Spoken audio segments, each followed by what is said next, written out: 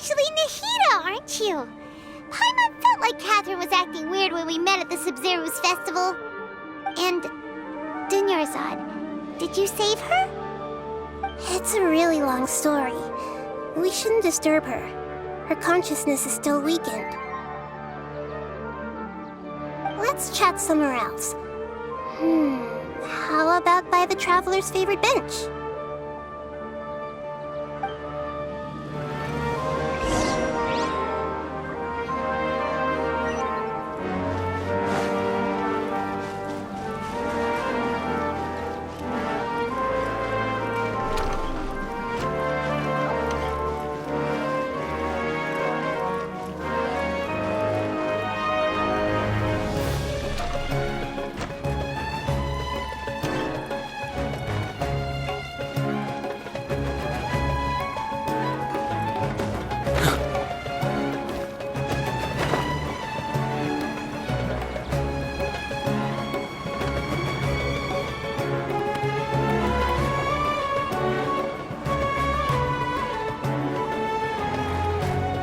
Let's talk about Dunyarzad first.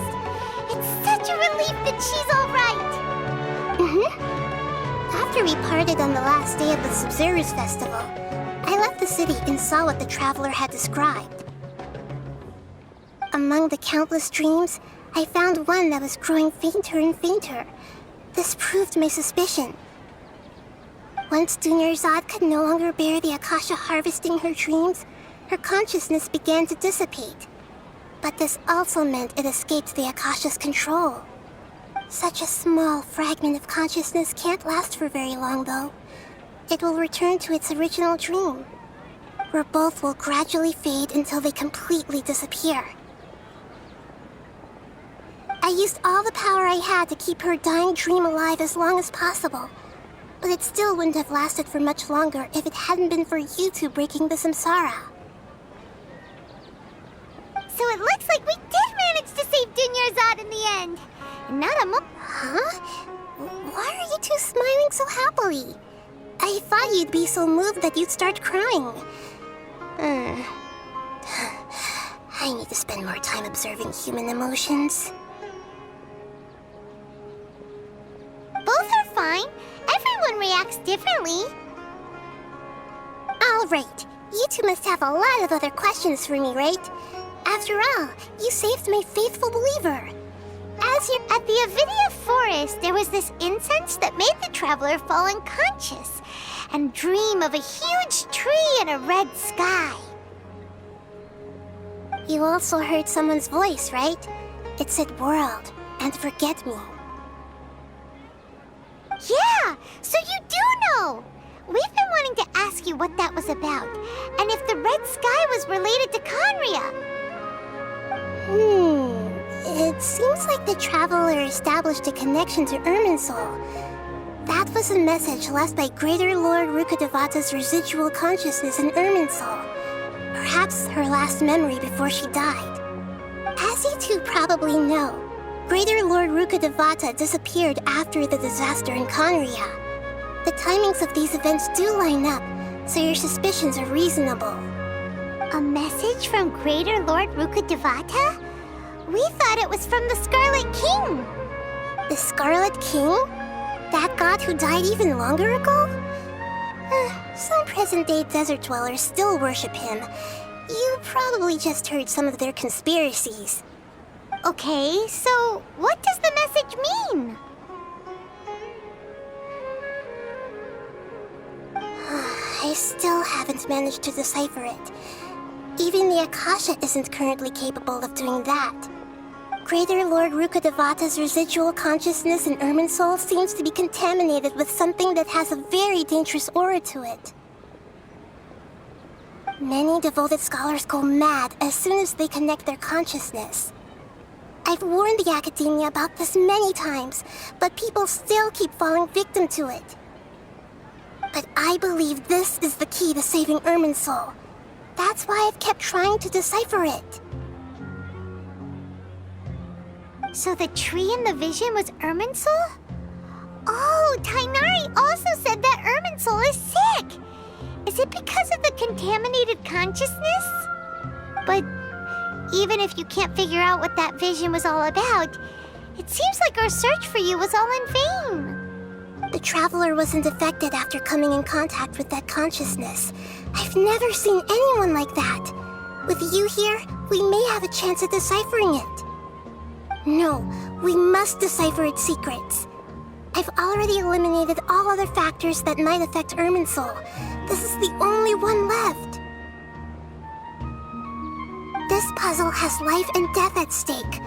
It could determine Irminsul's fate, as well as Tevat's. To be accurate, I'm using the Akasha as a medium to occupy Catherine's consciousness. How did you do that? Poor Catherine. Does this mean you can also occupy other people's consciousnesses? Theoretically, I can enter anyone's mind as long as they're wearing their Akasha terminal. The Akasha is the legacy of Greater Lord Rukkhadevata. As Lesser Lord Kusanali and the first Akasha terminal, my consciousness has always been linked to the Akasha. I've always respected my people's free will, so I've never actually occupied their consciousness. When necessary, I just borrow this bionic Snezhnayan puppet. Hold on. Did we just learn some deep, dark secret? So Catherine is... No wonder Paimon felt something was off about her. What about your own body? Why do you need to borrow other people's? Don't you live in the sanctuary of Surasthana? That story begins a long time ago. After Greater Lord Rukkhadevata disappeared, the sages found my newly born self and took me back to Sumeru. At that time, I was young and weak. The sages kept me in the sanctuary of Surasthana, ostensibly for the sake of protecting me. But I've hardly heard from them since. However, I do understand that they had hoped to find Greater Lord Rukkhadevata instead of me, a symbol of her passing. So, the sages basically put their new Archon under house arrest? How dare they! Why don't you teach them a lesson, Nahida? In some ways, they aren't wrong. Greater Lord Rukkhadevata was omniscient and omnipotent. Even after her death, the Akasha is still empowering this nation. And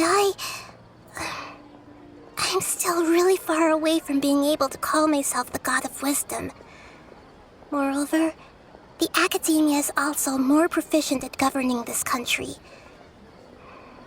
My existence has little meaning. Yeah, you got a lot of believers. Just look at the Sub-Zero's festival. Everyone who showed up truly loves you.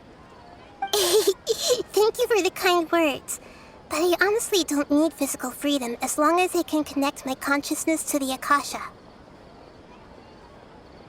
Trying to find a way to save Irminsul is my life's mission and top priority. I will work on that, and try to live up to being a deity in the meantime.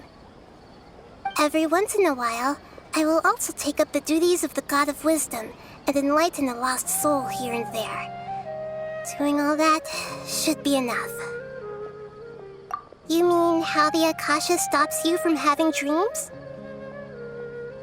Yeah, it's been such a long time.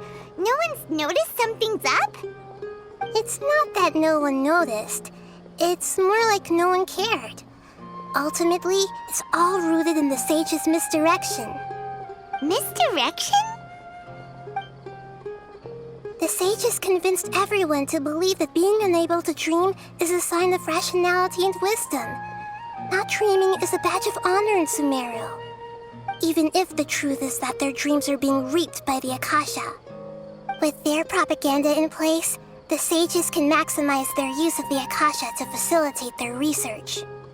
Besides, Greater Lord Rukkhadevata must have created the Akasha in the hopes that it could be used to its full potential. That's why I've never come out strongly against this. Anyway, the perspective advocated by the sages drowned out any voices of doubt. By now, even those who never use Akasha terminals find it too shameful and embarrassing to talk about their dreams. There's never been any big problems with the Academia's governance of Sumeru. This is the first time I've seen them step out of line. I wonder what caused them to go down this path, and what they hope to achieve. Even though the city's residents haven't noticed anything strange, if the Traveler hadn't broken the Sub-Zero's samsara, the situation could have become dire. I tried to do some investigating in the Akasha, but I couldn't find anything suspicious, and all the people of interest seem to purposely avoid wearing their Akasha terminals. I think they're deliberately trying to hide something. Oh, that reminds Paimon. In Gandharvaville, there was a sage who had invited Kainari to join some kind of project. Could it be related? Regardless, I need to first investigate the sage's motives, make things right, and punish them if needed. But I'll have to be discreet, or they'll see me coming. Got it! I hope my answers were satisfactory, seekers of knowledge. To be honest, maintaining Dunyarzad's fading dream took a lot of mental energy. I think I may need to rest for a while. Oh, and you don't need to worry too much about the sage's activities for now. The Akasha won't be able to conduct another project on the scale of the Sub-Zero's samsara in the immediate future. Go and get some sleep. Leave everything to us. What a relief. This is truly the most exhausting birthday I've ever had. Traveler? Paimon? Why am I here? Do either of you know? Maybe you were sleepwalking. You know you can't wake up a sleepwalker. We happened to walk by, so we thought we'd wait for you to wake up. I see. Huh. I should visit my maintenance personnel sometime. Oh, I'm fine. I better go. Thank you.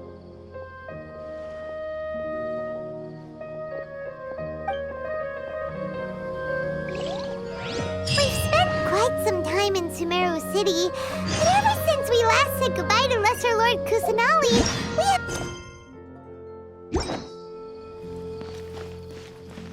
Oh, we can't just keep waiting around like this. Let's go find Catherine and pick up some work so we can at least keep ourselves busy.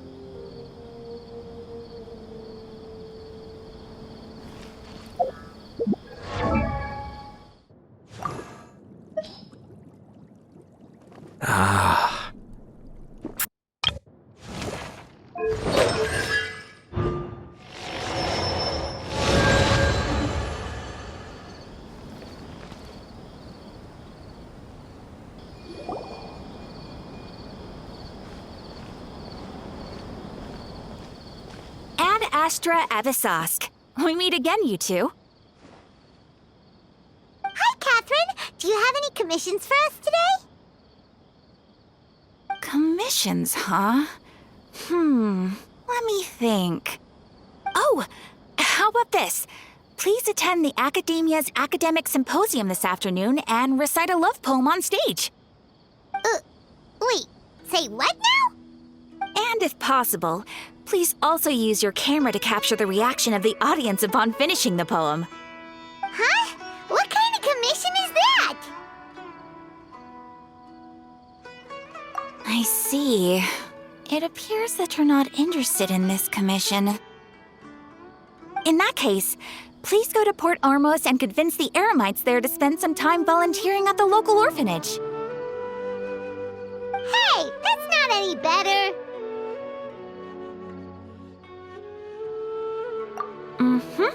I'm sure the mercenaries will have some interesting reactions as well. Paimon's gotta ask. Just who exactly has been submitting these commissions to the Adventurers Guild? Oh, the commissioner? Well, actually, I just wanted to see the two of you in action. Was it so obvious? I was hoping you would actually take one of those commissions. That kind of chance to observe humans doesn't come by often. Ah, so it's Nahida. Paimon just knew Catherine wouldn't crack those kinds of jokes. When did you get into her head? From when she said, "Ad astra ad asosk." So it's been you this whole time? Are you done resting up, Nahida? Yes. I've been sleeping ever since we parted ways, and I even had a really, really long dream. It was another dream about the Sub-Zero's festival, except it was a happy one. In my dream, I was sitting in the middle of a flower terrace, and everyone in Sumeru City was holding hands as they danced in circles around me. They danced round and round, and everyone looked really happy. I also got to sit on a gigantic flower carriage. Ferris, the Knight of Flowers, raised me really, really high above the ground, and I was throwing an endless amount of Yalda candies at the children. You know, Nahida, maybe your dream is how the Sub-Zero's festival really should be. It's meant to be a joyous time where everyone gets together to celebrate your birthday. Huh? Wasn't I describing a really happy dream? Why are you both looking at me like that? Wait, could this be an example of the emotion known as pity? No, we aren't pitying you. That would only make everything worse. We just don't want you to feel too sad. By the way, have you had a chance to visit Dunyarzad? How's she doing? The Homianis haven't allowed any visitors after the festival, so we haven't been able to check on her. Yes, I paid her a visit right after I woke up. She was resting at the time. Her condition is stabilized. However, since Elazar is a manifestation of the withering on the human body, we can only cure it by finding a way to take care of Irminsul's own withering. But for the moment, our top focus should still be figuring out what the sages are up to and what they're planning. Right. Who knows what'll happen if they manage to pull off another scheme like the Samsara of the Sub-Zero's festival? So our first priority should be investigating and putting a stop to the sages' activities. As for how we should pull that off, let's discuss it somewhere else. There are too many adventurers around here. Oh, good point. Sorry, adventurers. We're gonna be borrowing Catherine for a little while.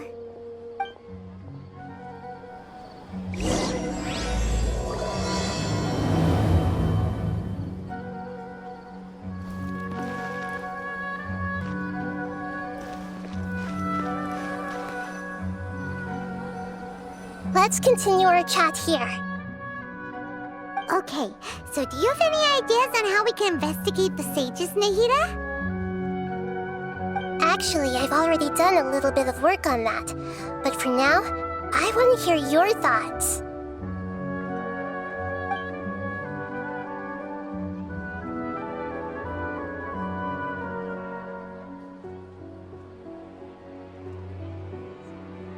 I've already tried that, but all the key members of the Academia, even the core of 30 guards, intentionally avoid wearing their Akasha terminals.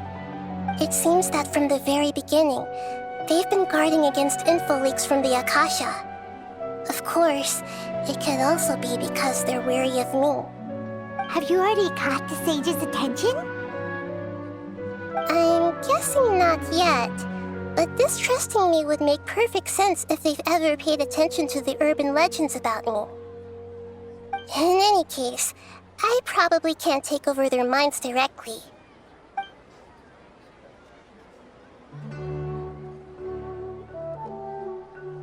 No way, that's too risky. You mean it'd be too easy to get caught? No, it's not that. We shouldn't involve innocent students in this. A single mistake could completely ruin their lives. Doing that would be ignoring the safety of my people for my own selfish goals. How is that any different from what the sages are doing? That's a good point. Spoken like the god of Sumeru. We're in the dark as of now. Since we still don't know anything about their goals, any rash move could tip them off and lead to terrible consequences. After all, every person in Sumeru City is one of their hostages. Are we really out of ideas? Nahida, you're super smart, so you already have something in mind, right? Don't keep us in suspense. Spill the beans already. According to a popular theory from the Vahumana Darshan of the Academia, rejecting impractical motions at the beginning of a planning session will give more weight to the actual proposal. Okay, but aren't you the god of wisdom? You don't have to use that kind of gimmick to make us take your ideas seriously. Well, I've been thinking that if I can't directly possess the leaders, and if I can't get ordinary people involved, then I should find someone who's already involved, but hasn't decided to side with the sages. You're saying we should recruit a spy? That does sound like it could work. Oh, before coming back, we met someone named Alhaitham. He seems like he acts alone, and he likes doing stuff behind the Academia's back. They probably aren't in cahoots. Actually, I already have someone in mind. Do you still remember that female scholar named Setaria? Setaria. Paimon remembers now. Isn't she the one who's always trailing behind the Grand Sage of the Academia? We ran into her basically every time the Sub-Zero's festival repeated itself. You could even say we're old enemies by now. Paimon still remembers the smug and mean way she always spoke to Nilu. I've always liked observing all kinds of people, and Setaria has always stood out from the crowd. She was born in the desert and was hailed as their greatest genius. Her academic gifts allowed her special admission into the academia, and also gave her the opportunity to serve as the sage's assistant. Oh, Paimon didn't know she was from the desert. She must be pretty special then. Paimon feels like most of the desert dwellers around the city are working as mercenaries. The name Setaria means star. When she lived in the desert, she shone like the brightest star in the night sky. Later on, she was chosen by the sun. The star was given a place in the daytime sky to complement the sun's dazzling light. Soon after, the star witnessed the sun scorching the earth, which brought forth many disasters. The star began to waver. Instead of staying beside such a sun, wouldn't it be better to return and light up part of the night sky? But in the end, she couldn't give up the radiance of daytime. To cope with her shame, the star buried her guilt and closed her eyes. From the sound of it, Setaria's just hung up on the research opportunities here. But she doesn't really support the academia. She still feels guilty about not doing more for the desert, right? She's just running away from her problems. Indeed. When they are presented with complex moral issues, many people will simply plug their ears and go with the flow until the problem can't be fixed anymore. She's suppressing a lot of guilt, but before she realized it, she had already become the sage's accomplice. She can't deny her part in their schemes anymore. Right. We must somehow make her face her problems again. That way, not only can we get useful intel from her, but she can also use it as an opportunity to redeem herself. From my past observations, Setaria will take a day off from the academia every 10 days to do some shopping in the city.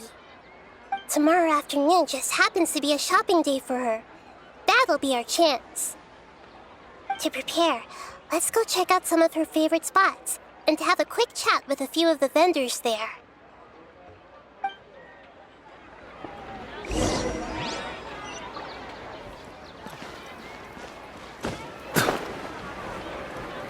Don't you think my craftsmanship deserves a...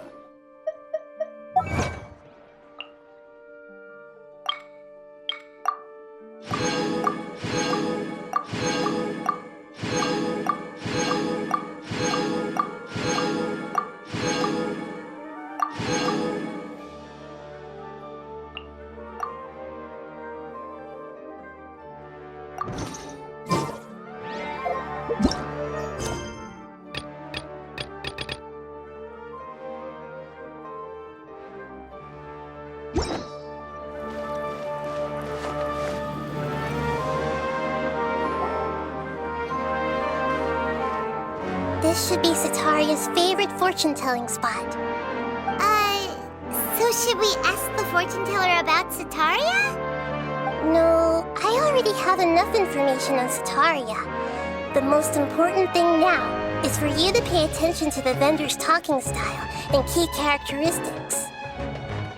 Talking style and key characteristics? My poor lost lambs, have you become troubled over your fates? The divine voice of wisdom often echoes between mine ears. If thou be blessed today by the gods, I may be able to show you the way. Huh? Really? Nahida, you've been whispering things to her? Shh. My friend here has some doubts regarding his future. Can we get a fortune reading for him? Of course, of course. In that case...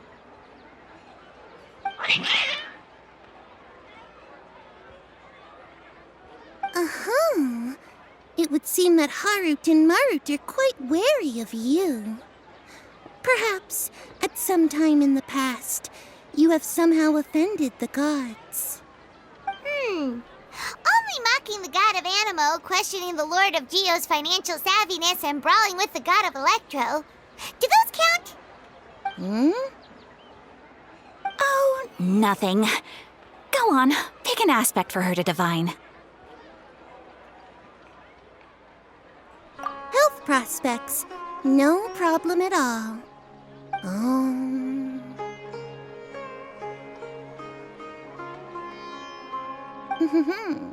The gods have spoken. The truth shall be revealed. Your life shall continue on for many tens of thousands of years. Impossible. Harut, Marut, did you two spoil my divination? I've never read a fortune so absurd.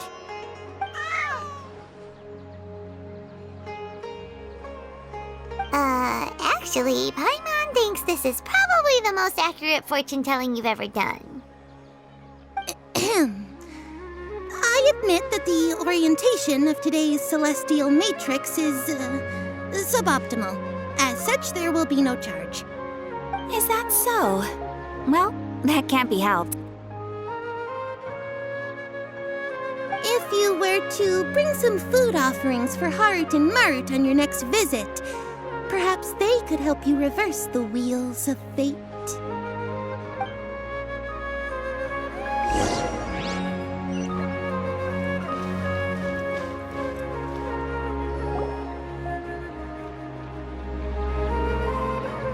Is this another one of Sataria's favorite stalls?